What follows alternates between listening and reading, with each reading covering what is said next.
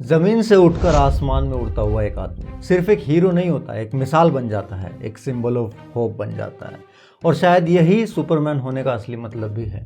और इस ट्रेलर ने इस होप को सबसे प्रोमिनेंटली स्क्रीन पर दिखाया है। जेम्स गन का नाम सुनते ही लोगों के दिमाग में गार्डियन ऑफ द गैलेक्सी वाली क्विर की थोड़ी सुपरफिशियल वर्ल्ड की छवि आती है। लोग सोच रहे थे कहीं सुपरमैन की कहानी भी वही सर्कस ना बन जाए, लेकिन नहीं, यहाँ टोन ग्राउंडेड है, इमोशनल है, सिनेमैटिक है। सुपरमैन को यहाँ एक एलियन के तौर पे नहीं बल्कि एक आउटसाइडर के तौर पे देखा जा रहा है, जो कि दुनिया से जुड़ना चाहता है, जैसे हम सब जुड़ना चाहते हैं अपने किसी ना किसी से। ट्रेलर के डायलॉग्स और फ्रेमिंग से ये क्लियर हो गया है कि ये वाला सुपरमैन वल्नरेबल है, कॉन्फ्लिक्टेड है, लेकिन कंफ्यूज नहीं है। अब देखो, भले ही कॉस्ट्यूम्स और एक्टर चेंज हो गए हैं, लेकिन वाइब्स काफी हद तक जैक स्नाइडर यूनिवर्स को टच करती है, लेकिन माइनस द एक्सट्रीम डार्कनेस। और सबसे अच्छी बात, जोस व्हीडन वाली फोर्स कॉमेडी नहीं है यहाँ पे। जेम्स गन ने फाइनली सुपरमैन को लेकर टोन का बैलेंस समझा है, एंड मुझे लगता है स्नाइडर फैंस को भी इससे ज्यादा खुश होना चाहिए। ये अच्छा मौका है साथ में पूरे डीसी फैंडम के, या यूं कहूं कि सुपर हीरो फैंडम के यूनाइट होने का। अब आते हैं David Corenswet as Superman and Clark Kent. David के अंदर क्रिस्टोफर रीव वाली इनोसेंस भी दिखाई दे रही है, और वो इमोशनली वेटेज भी जो हेनरी कैविल लेकर आए थे इस कैरेक्टर में।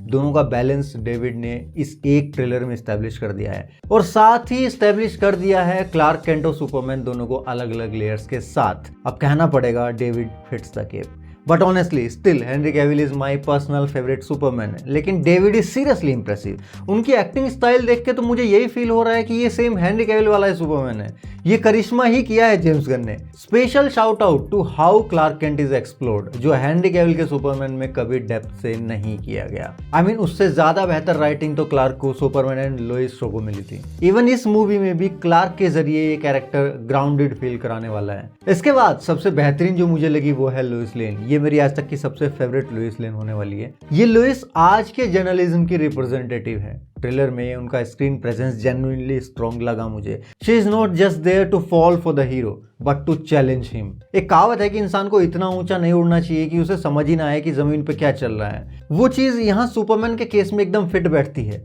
नोट मेटाफोरिकली, लिटरली भी।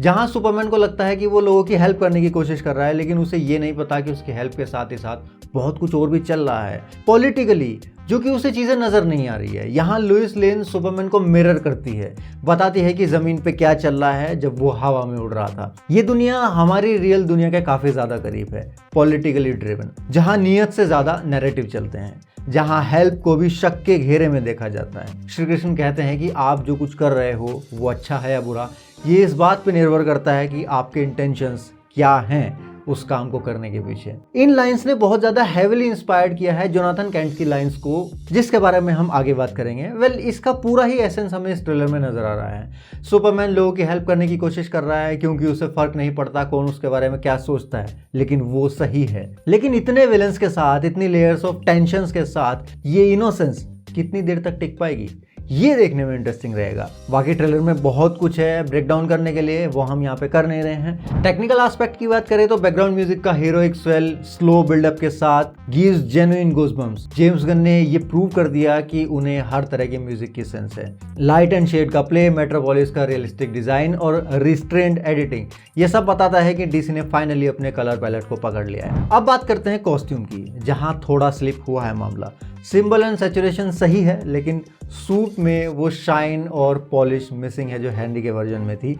बट ऑनेस्टली, अगर कैरेक्टर और कहानी स्ट्रॉन्ग हो तो कॉस्ट्यूम सिर्फ एक रैपर रह जाती है। लेकिन हाँ, अगर वो रैपर भी प्रॉपर फिनिश्ड हो तो भाई 4 चांद लग जाते हैं मूवी में, और यही कमी मुझे यहाँ थोड़ी सी खल रही है। वेल, ये सुपरमैन का कमबैक नहीं है, ये उसका रिडेम्पशन है, और शायद डीसी का भी। ट्रेलर में जब क्लार्क कैंट के फादर जोनाथन कैंट का वो डायलॉग आता है कि तुम्हारे फैसले, तुम्हारे काम, यही एक्चुअल में बताते हैं कि तुम कौन हो, तो इस वीडियो को देखने के बाद इस चैनल को सब्सक्राइब करने का फैसला भी मैं आपके ऊपर छोड़ता हूँ। अगर आपको वीडियो पसंद आई होगी तो आप ये काम बिना कहे भी कर ही दोगे यार, क्योंकि फिल्मी प्रेम पे ऐसे ही डिटेल्ड रिव्यूज मिलते रहते हैं विद फिलोसॉफिकल पर्सपेक्टिव। बाकी हम मिलते हैं नेक्स्ट वीडियो में, तब तक के लिए सायोनारा।